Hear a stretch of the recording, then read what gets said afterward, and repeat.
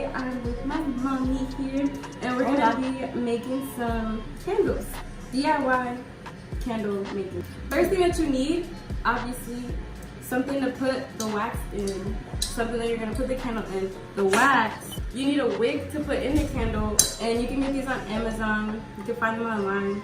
How much were these? Like $5 or $6, not a lot. You can get these on Amazon in a pack of like 50, I'd say, for like $5. Also, another thing that you need is your scent or fragrance that you want to put in the candle. When you burn it, you'll smell it.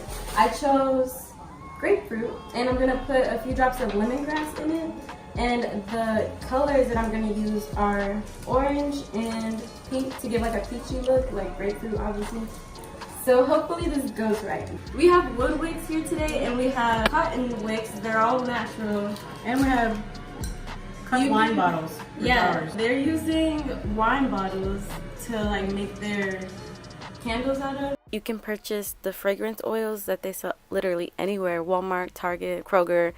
You can buy them anywhere on Amazon or Etsy. They have a ton of different scents. Also in this freeze frame, you can see that we are using rubber bands for a candle wick holder. You're going to need to buy a candle wick holder if you don't have rubber bands. I would use rubber bands because they're a lot easier to make, and you don't have to buy a whole metal wick holder when you're making your cotton candles. For the wooden wicks, they already stand up by themselves because they have a, they're wooden, so they just stand up.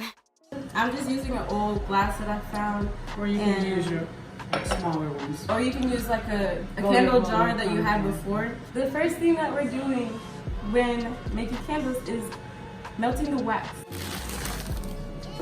That's how much wax we had, and we just took scoops of it out and put it into this melting pot. Some brands will also send you 1 pound bags of wax, which is what this was, but we use that already. So in addition to that, I ordered a big box of like 10 pounds of wax pellets. So once you get your wax chips melted in the pot and you're stirring it with a popsicle stick, that's the audience y'all over are cracking there. up over here.